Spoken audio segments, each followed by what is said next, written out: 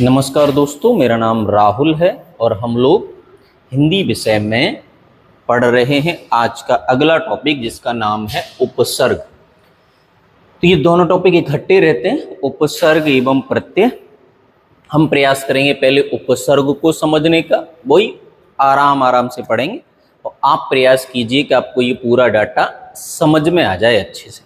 अगर कोई समस्या रहती है कैसी भी तो आप मुझे कहीं भी बीच में कमेंट करके या किसी भी माध्यम से बताएंगे कि जैसे मान लो मैं आज की क्लास में कोई समस्या रहे तो आप मुझे बता दीजिए, तो हम अगली क्लास में उसको डिस्कस कर लेंगे। अगली में समस्या रहेगी तो उससे अगली में उसको डिस्कस कर लेंगे, ठीक है। कुछ दिन में हम लोग लाइव आने की कोशिश करेंगे तो फिर उसमें लाइव में तो दिक्कत रहेगी नहीं, क्योंकि आप डायरेक्ट कमेंट या जो भी जानकारी है डायरेक्ट बता पाएंगे। फिलहाल चलिए आगे बात करते हैं। तो यहाँ लिखा हुआ है कि उपसर्ग, तो उपसर्ग का तात्पर्य क्या है कि उपसर्ग उस शब्दांश को कहते हैं जो किसी शब्द के पहले आकर उसका विशेष अर्थ प्रकट करता है। मतलब अपनी भाषा में ऐसे बात कर लो कि उपसर्ग होता क्या है।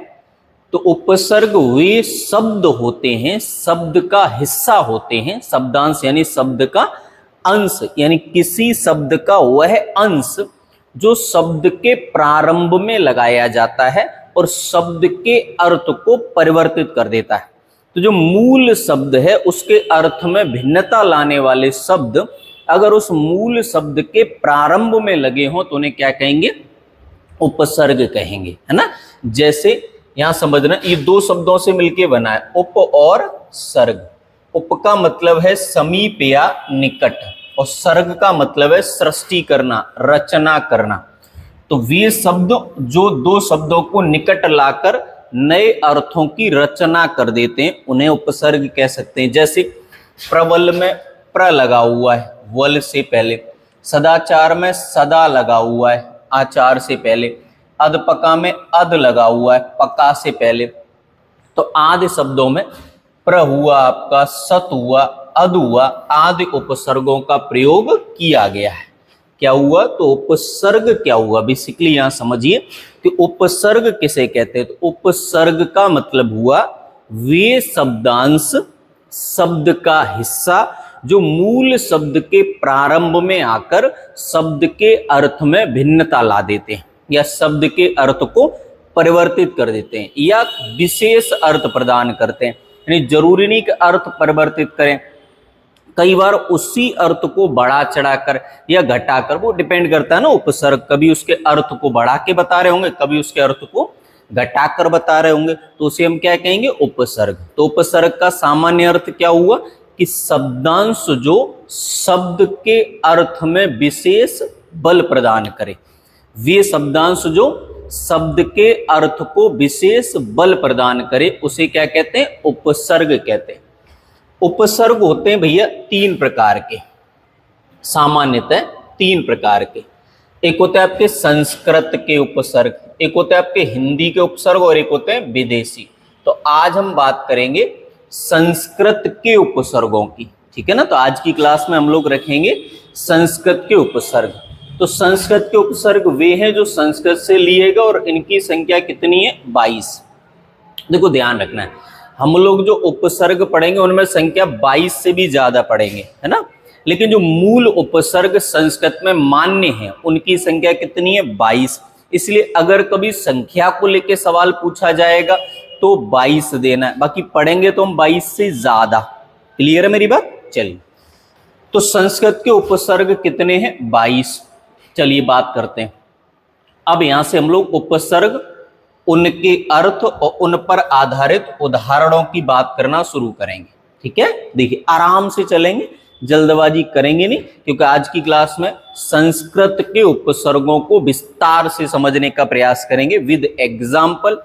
सारी चीजें आपके सामने रहेंगी, ठीक है। देखिए, तो पहला उपसर्ग है अनु। अनु का मतलब है पीछे। अब देखो, अनु शब्द का शाब्दिक अर्थ तो वैसे पीछे नहीं है, क्योंकि अनु शब्द का अपना कोई विशेष अर्थ नहीं है, लेकिन ये जिन शब्दों में प्रयोग किया जाता है उनके अनुसार इसका अर्थ एक निकाल लिया गया है। इसलिए अनु का अगर अर्थ पूछे तो कोई नहीं है, लेकिन अनु उपसर्ग का अर्थ पूछे तो जवाब देना है पीछे। जैसे दो सवाल हो गए, सुनना। अनु शब्द का अर्थ बताइए, कोई अर्थ नहीं। अनु उपसर्ग का अर्थ बताइए, पीछे। तो ये अर्थ किसका है? उपसर्ग का, शब्द का नहीं है। ध्यान रखना दोनों चीजें, ठीक है ना। जैसे अनुमान में अब उपसर्ग बनाते कैसे, देखो अनुमान में मान एक शब्द है, अनु इससे आगे लगा हुआ है। अनुज में जय एक शब्द है, अनु इससे आगे लगा हुआ। अनुबंध में वंद एक शब्द है, अनु उससे आगे लगा हुआ है। अनुष्ठान में स्थान एक शब्द है, अनु आगे लगा हुआ है। अनुदित में अनु एक शब्द है, उदित के पहले लगा हुआ है। अनुप्रास में प्रास के पहले लगा हुआ है। अन्वेषण में अनु प्लस एषण। कहीं कहीं संधि के आधार पर भी बात बनेगी, हमेशा नहीं बनेगी, कहीं कहीं संधि के आधार पर भी आप बात कर पाएंगे। समझ रहे मेरी बात को? समझना। तो अनु उपसर्ग, तो दो बातें आपको समझनी, पहला शब्द उपसर्ग का अर्थ और दूसरा उसके उदाहरण। दो बातें समझती जानी। जैसे पेपर में आपसे दो तरह से सवाल पूछा जाएगा। जैसे मान लीजिए पूछ लिया अनुज में उपसर्ग बताइए, तो अनु, या फिर अनु उपसर्ग का अर्थ बताइए, ठीक है। वो सवाल तो हम लोग कर ही लेंगे, मैं कुछ सवाल आपको डिस्कस कर दूंगा जिसके आधार पर आप इसका जवाब दे पाएंगे। देखिए अगला उपसर्ग है अप। अप उपसर्ग का अर्थ है बुरा या अभाव, बुरा या अभाव। और उपसर्ग कहां लगे होते हैं? मूल शब्द के पहले। तो देखो यस एक मूल शब्द है, इसके पहले अप लगा है। कार एक मूल शब्द है, अप लगा है। व्यय एक मूल शब्द है, अप लगा है। हरण एक मूल शब्द है, अप लगा है। मान अभी आपने पढ़ाई था, अप लगा है। वाद एक शब्द है, अप लगा है। तो मूल शब्द भी पूछे जाते हैं कई बार। आपसे पूछे अपयस में मूल शब्द बताइए, तो क्या होगा? यस। और उपसर्ग बताइए, तो अप। तो अपयस एक शब्द है जिसमें उपसर्ग है अप और मूल शब्द है यस। और इस अप का जो अर्थ है वो क्या है? बुरा या अभाव।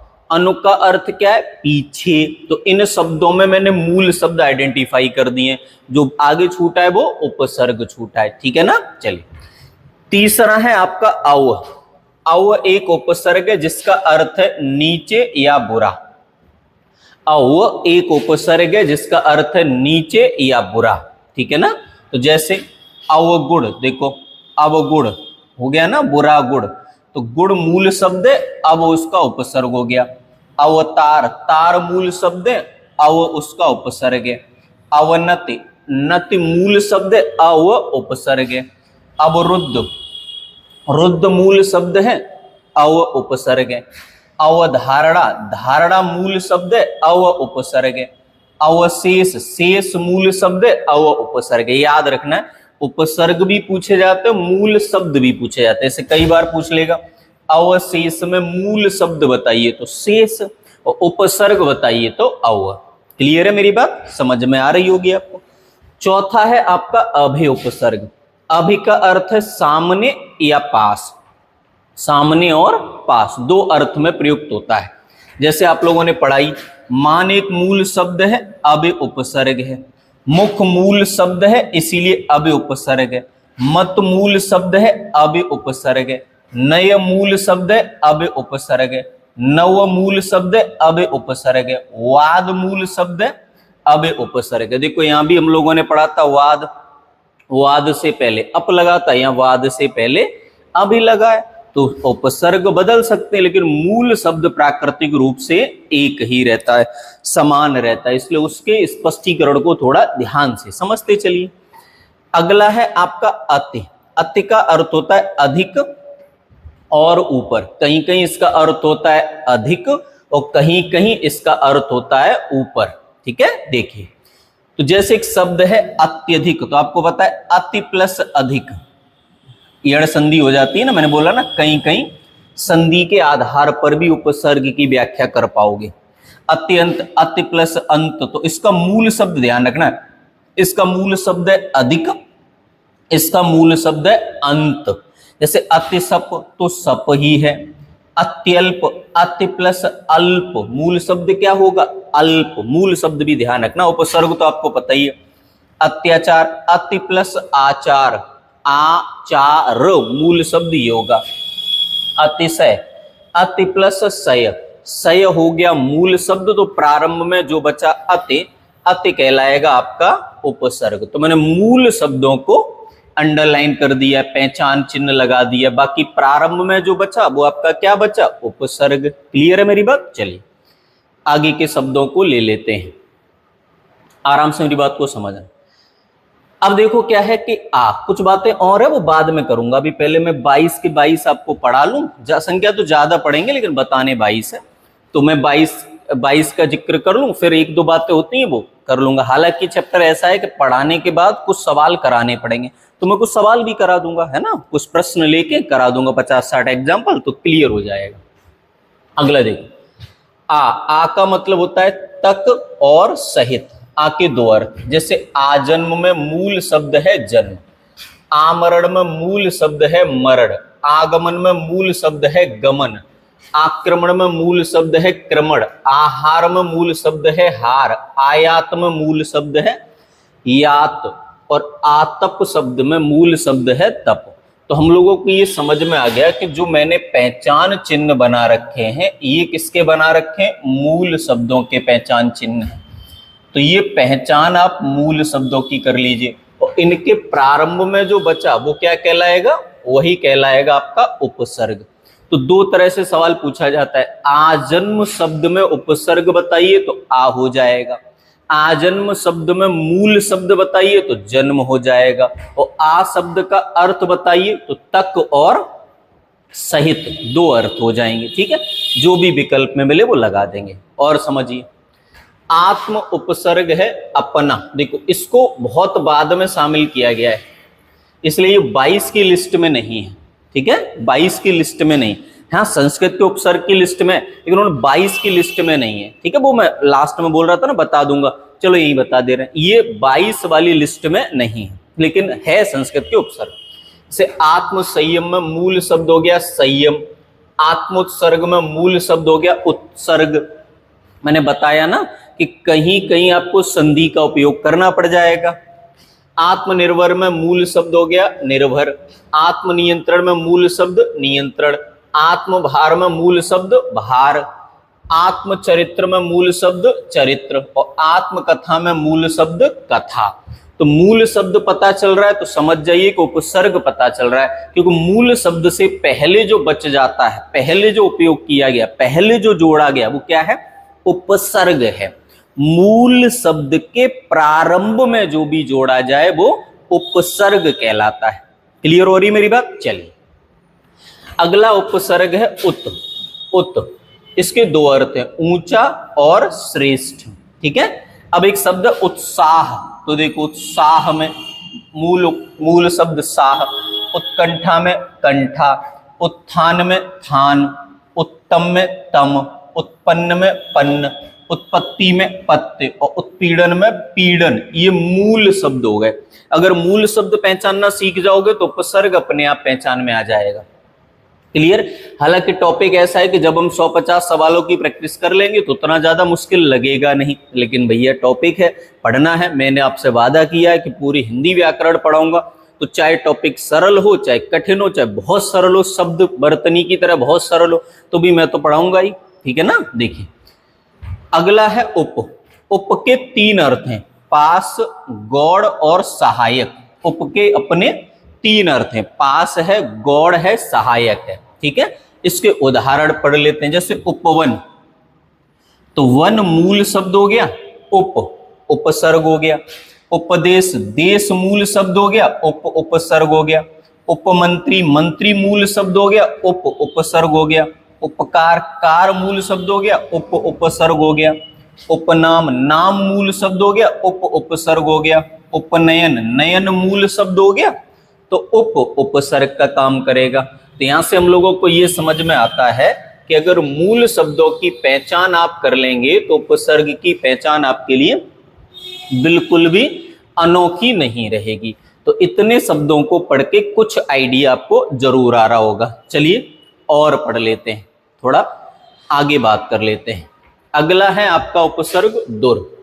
दुर के भी सामान्य तीन अर्थ हैं। बुरा, कहीं कहीं बुरा के अर्थ में आएगा, कहीं कहीं कठिन के अर्थ में आएगा, कहीं कहीं विपरीत के अर्थ में आएगा। ठीक है, तो दुर्जन में क्या है, देखो दुर्जन में जन मूल शब्द है, याद रखो जन मूल शब्द है दुर्जन।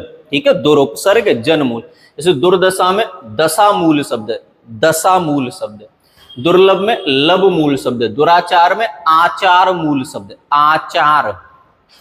दुराग्रह में आग्रह मूल शब्द है। दुर्भाग्य में भाग्य मूल शब्द है। दुर्योधन में योधन मूल शब्द है, ठीक है। तो यहाँ मूल शब्द है जन, उपसर्ग है दुर। यहाँ मूल शब्द है दशा, उपसर्ग है दुर। यहाँ मूल शब्द है लब, उपसर्ग है दुर। यहाँ मूल शब्द है आचार, उपसर्ग है दुरा। यहाँ मूल शब्द है आग्रह, उपसर्ग है दुर, माफ कीजिए दुर। यहाँ मूल शब्द है भाग्य, उपसर्ग है दुर। और यहाँ मूल शब्द है योदन, उपसर्ग है दुर। तो इतने शब्दों के माध्यम से हमें दुर, उपसर्ग और उस शब्द में प्रयुक्त जहां ये किया गया है वहां इसकी व्याख्या के बारे में जानकारी मिल गई है। उम्मीद है आपको ये बात यहां तक तो समझ में आ रही होगी। चलिए आगे बात करते हैं। अगला है दुस। दुस उपसर्ग का अर्थ है बुरा और कठिन। दुस उपसर्ग का अर्थ होता है बुरा और होता है कठिन। देखिए, तो दुस्साहस में मूल शब्द पहचानिए, साहस, तो आगे क्या लगा हुआ है दुस। दुष्कार्य में कार्य, आगे क्या लगा हुआ है दुस। दुष्चरित्र में चरित्र, आगे क्या लगा हुआ है दुस। दुष्कर में कर, आगे क्या लगा हुआ है दुस। दुश्चिंता सॉरी दुनिश्चिंता में आगे दुस, तो निश्चिंता, दुष्निश्चिंता होना चाहिए, ठीक है। दुशासन में शासन, आगे क्या लगा हुआ है दुस। दुष्कर्म में कर्म, आगे क्या लगा हुआ है दुस। दुस्साध्य में साध्य, आगे क्या लगा हुआ है दुस। तो इन शब्दों के माध्यम से आपको ये जानकारी हुई कि सभी जगह जो उपसर्ग है वो दुस लगा हुआ है, क्योंकि मूल शब्द की पहचान आप कर ही पा रहे हैं। क्लियर हो रहा है ना? बहुत बढ़िया, आपका विशेष तौर पर धन्यवाद करता हूं। चलिए आगे देखिए कुछ शब्दों को। अगला उपसर्ग है ने, और ने उपसर्ग के भी अपने विशेष 3 अर्थ होते हैं, रहित, विशेष और अधिकता। ने के अपने 3 अर्थ हैं, रहित, विशेष और अधिकता। अब देखो एक शब्द है निगम, मूल शब्द पहचानो, गम। निपुण, मूल शब्द पुड़। निवारण, मूल शब्द वारण। निडर, मूल शब्द डर। निवास, मूल शब्द वास। निदान, मूल शब्द दान। निरोध, मूल शब्द रोध। मूल शब्द क्या है? रोध, ठीक है। तो इन शब्दों के माध्यम से हमने मूल शब्द और उन शब्दों के प्रारंभ में प्रयुक्त शब्द, शब्द के प्रारंभ में जो शब्द लगेगा उसे क्या कहेंगे? उपसर्ग। और जिस मूल शब्द के प्रारंभ में ये लगेगा उस मूल शब्द को क्या कहेंगे बताओ आप जरा। तो उस मूल शब्द को हम लोग कहेंगे, क्या कहेंगे? मूल शब्द ही कहेंगे, उसको क्या कहेंगे? चलिए आगे। अगला है नेह। नेह का तात्पर्य है बिना, ठीक है। अब देखो एक शब्द नेह शेष, शेष के प्रारंभ में आ गया है नेह। नेह संक, संक के प्रारंभ में आ गया है नेह। नेह शुल्क, शुल्क के प्रारंभ में है नेह। नेह शब्द, शब्द के प्रारंभ में है नेह। निष्प्रह, स्प्रह के प्रारंभ में है नेह। निश्वास, श्वास के प्रारंभ में है नेह। नेह संग, संग के प्रारंभ में है नेह। तो मैंने मूल शब्दों की पहचान कर दी है। उससे पहले जो बचा वो क्या बचा? उससे पहले जो बचा वो है आपका उपसर्ग। तो यहाँ उपसर्ग सब में नेह लगा हुआ है, क्योंकि मूल शब्द हम लोग पहचान चुके हैं। क्लियर हुई मेरी बात? चलिए बहुत बढ़िया। आगे के कुछ और उदाहरण ले लेते हैं ताकि बात आगे बढ़ पाए। देखो निर, निर के अर्थ है निषेध, विपरीत, बड़ा और बाहर। इसको हम सामान्यतः 4 अलग अलग अर्थों में प्रयुक्त करते हैं। जैसे निर्लज्ज में लज्ज मूल शब्द है, निर उपसर्ग है। निर्णय में णय, निर्दोष में दोष, निरपराध में अपराध, ठीक है। निराकार में आकार, निराहार में आहार और निर्धन में धन। जिसके पास धन न हो, निषेध हो धन का, वहां वो अर्थ बताने की जरूरत नहीं, क्योंकि वही बात कर ले। अब मैं यहाँ आपको बताऊं कि निर्दोष जो दोषी न हो, दोष का निषेधों से निर्दोष कहते हैं, ये का मतलब हो तो वही पता चल गया। इसलिए मैं ऐसी फालतू बातें नहीं कर रहा हूं। जो बातें पूछी जाती हैं वास्तविकता में उन्हीं बातों को आपके सामने रख रहा हूं। क्योंकि फालतू डाटा बढ़ाना है नहीं, पहले ही डाटा बहुत है ना। मैं पूरा पढ़ाने का प्रयास करता हूं आपको, तो उसमें डाटा हो ही जाता है ठीक ठाक हर टॉपिक में। चलिए आगे की बात करते हैं। आगे की बात अगर हम लोग करेंगे तो अगला जो उपसर्ग है उसका नाम है निस। निस का तात्पर्य है रहित, अच्छी तरह से, बड़ा। तो इसके अपने 3 अलग अलग अर्थ हैं। और अब पढ़ लेते हैं एग्जाम्पल। एग्जाम्पल में क्या सीखना है भैया, कि एग्जाम्पल में सीखना है आपको मूल शब्द, है ना। जैसे निश्चल में मूल शब्द है चल, निश्चय में चय, निस्सार में सार, निस्संदेह में संदेह, निश्चल में छल, निसंकोच में संकोच। तो आदि ये शब्द हैं जो मूल शब्द का कार्य करते हैं। अगर ये शब्द मूल शब्दों का कार्य करते हैं, आराम से मेरी बात को समझना, अगर ये शब्द मूल शब्दों का कार्य करते हैं तो जो बच्चे इसके प्रारंभ में, मूल शब्द के प्रारंभ में जो बचा हुआ वो क्या है, उपसर्ग है। वेरी गुड, बहुत सही जवाब। अगला है परा। परा के अर्थ है पीछे, तिरस्कार, विपरीत। 3 अलग अलग अर्थों में ये उपसर्ग प्रयोग में लाया जाता है। अब इसके उदाहरण पढ़ ले रहे हैं। जैसे एक शब्द है पराजय, मूल शब्द पहचानना सीखो, ठीक है।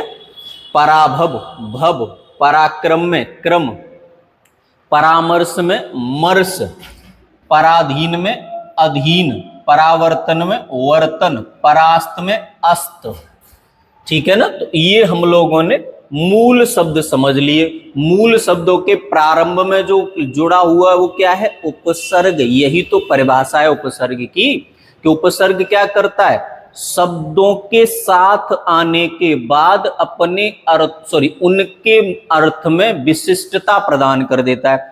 विशिष्टता का मतलब क्या हुआ, परिवर्तन ला देता है, ठीक है ना। यही तो अर्थ है। बहुत बढ़िया, सही जवाब आपका। चलिए आगे। अगला उपसर्ग है परे। परे उपसर्ग के अर्थ है पूर्ण, पास और चारों ओर। याद रखना है, उपसर्ग का अर्थ भी जरूरी है, उपसर्ग की पहचान भी जरूरी है, और जिस मूल शब्द के साथ उपसर्ग आया है उस मूल शब्द की पहचान भी जरूरी है, ठीक है ना। देखो, परिणाम में राम मूल शब्द है, परिवर्तन में वर्तन, परिश्रम में श्रम, परिक्रमा में क्रमा, परिवार में वार, परिपूर्ण में पूर्ण, परिमार्जन में मार्जन। ये मूल शब्द हैं जिनके प्रारंभ में एक शब्द दिया गया जिसे हम क्या कहते हैं, उपसर्ग। और इन मूल शब्दों में उपसर्ग कौन सा है, परे उपसर्ग है, ठीक है ना। चलिए अगला उपसर्ग है प्रति, जिसका अर्थ होता है प्रत्येक और उल्टा। 2 अर्थ है, एक अर्थ है प्रत्येक और एक अर्थ है उल्टा। क्लियर है मेरी बात। चलिए देखो, तो एक शब्द है आपका प्रतिदिन। दिन मूल शब्द है, प्रति उपसर्ग हो गया। प्रतिनिधि, निधि मूल शब्द है, प्रति उपसर्ग हो गया। प्रतिपक्ष, पक्ष मूल शब्द है, प्रति उपसर्ग हो गया। प्रत्यक्ष, अच्छ मूल शब्द है। कहीं कहीं आप संधि का उपयोग करेंगे ना, प्रत्यक्ष में क्या होगा, प्रति प्लस अच्छ, यड़ संधि, ठीक है ना। प्रतिकूल में कूल मूल शब्द है। प्रतिक्षण में क्षण मूल शब्द है। प्रतिमास में मास मूल शब्द है। और प्रतिरोध में रोध मूल शब्द है। तो ये हम लोगों ने मूल शब्द की पहचान कर ली। तो इन मूल शब्दों के प्रारंभ में जो है वो क्या कहलाएगा, उपसर्ग कहलाएगा। बहुत सही जवाब आपका, बहुत सही बोल रहे हैं। चलिए आगे के और उदाहरणों को पढ़ने का प्रयास करते हैं। आराम से मेरी बात को आप समझिएगा। इसके बाद आ रहा है अपना आगे प्र। प्र कौन सा है, प्र के अर्थ है अधिक, आगे, उत्कृष्ट। जैसे प्रथम में थम हो गया, प्रबल में वल मूल शब्द हो गया, प्रहार में हार, प्रभव में प्रभव, प्रकार में कार, प्रदान में प्रदान, प्रयोग में प्र। तो ये मूल शब्दों की पहचान मैंने आपको बताई। इन मूल शब्दों की पहचान के आधार पर आपने स्पष्ट किया कि इनके प्रारंभ में जो बचा हुआ है वो क्या कहलाता है, उपसर्ग कहलाता है ना। चलिए बहुत बढ़िया। अगला है वे। वे के अर्थ होते हैं विशेष, अभाव और भिन्न। वे के अपने अर्थ होते हैं, विशेष अर्थ होता है, अभाव उसका अर्थ होता है और भिन्न उसका अर्थ होता है। समझिए, वियोग में योग एक शब्द है, विभाग में भाग एक शब्द है, विनाश में नाश एक शब्द है, विज्ञान में ज्ञान एक शब्द है, विजय में जय एक शब्द है, विदेश में देश एक शब्द है, व्याकुल में आकुल एक शब्द है। तो ये शब्दों के आधार पर हम लोगों ने मूल शब्दों की पहचान करी, और मूल शब्दों के प्रारंभ में जो जोड़ा होता है वो क्या कहलाता है? उपसर्ग। तो जब मूल शब्द पहचान लिए तो उपसर्ग पहचान ही लोगे, है क्या नहीं? चलिए अगला शब्द है सम, जिसका अर्थ है संपूर्ण, उत्तम और अच्छी तरह। सम के अर्थ क्या है? देखो, संपूर्ण, उत्तम और अच्छी तरह। याद रखना मैंने क्या बताया था, शब्दों के अर्थ नहीं है ये किसके अर्थ है? उपसर्ग के अर्थ है। सम शब्द का अर्थ तो समान भी होता है, लेकिन सम उपसर्ग के अर्थ क्या है? संपूर्ण, उत्तम, अच्छी तरह। ठीक है ना? देखो तो संसार, सम प्लस सार, संधि का उपयोग कर लो। सार मूल शब्द हो गया, सम उपसर्ग हो गया। सम्मान में मूल शब्द मान हुआ। संतोष में तोष, सम प्लस तोष, संधि के आधार पर। संयोग में सम प्लस योग, योग मूल शब्द हो गया। संचय में सम प्लस चय, सम मूल शब्द हो गया। संगम में सम प्लस गम। तो यहां से हमें स्पष्ट हुआ कि ये सभी शब्दों में एक उपसर्ग जुड़ा हुआ है, सम, जो एक मूल शब्द के प्रारंभ में जुड़ा हुआ है। स्पष्ट हुआ है आपको? चलिए अगले शब्द पर आ जाते हैं। देखिए अगला उपसर्ग है अप। अप के अर्थ है निश्चय और भी, दो अर्थ है, निश्चय और भी दो अर्थ है। तो एक शब्द है अपितु, इसका मूल शब्द हो गया पितु। ठीक है, इतु, इतु हो गया मूल शब्द, इतु। अपिधान मूल शब्द धान। अपिहित मूल शब्द हित। अपिवद्ध में मूल शब्द वद्ध। अपिव्रत में मूल शब्द व्रत। और अगर मूल शब्द पहचान में आ जाए तो क्या उपसर्ग पहचान में आ जाएगा? बिल्कुल आ जाएगा। तो यही तो बात है कि मूल शब्द वह होता है जो उपसर्ग के प्रारंभ में जुड़ा होता है, और उपसर्ग के प्रारंभ में कौन जुड़ा हुआ है? आपकी जानकारी में आ ही रहा है। तो क्या मेरी बात स्पष्ट हो पा रही है आपके लिए? बहुत सही जवाब आपका। आगे बढ़ जाते हैं। आगे आप देखेंगे, समझने का प्रयास कीजिएगा। तो आगे अगला और अंतिम उपसर्ग है सो। अब आप एक चीज देख रहे होंगे, अगर आपने गिनती करी होगी तो यहां तक कितने हो गए? 23 हो गए होंगे। वो मैंने बताया था ना आत्म वाला, उसको मूल उपसर्गों की संज्ञा में नहीं रखा गया है, लेकिन बाद में जोड़ लिया गया। इसलिए आप संख्या संस्कृत के उपसर्गों की 22 पढ़ते हैं, लेकिन मैं उपसर्ग आपको 23 पढ़ा रहा हूं। तो इसको लेके कंफ्यूज नहीं होना है, ठीक है ना? देखो तो एक सब उपसर्ग है आखिरी सो, लेख के प्रारंभ में जुड़ा है, तो लेख मूल शब्द हो गया। सुयस, यश मूल शब्द हो गया। पुत्र, सुपुत्र, पुत्र मूल शब्द हो गया। सुयोग, योग एक मूल शब्द हो गया। सुगंध, गंध एक मूल शब्द हो गया। सुगत, गत एक मूल शब्द हो गया। सुबोध, बोध एक मूल शब्द हो गया।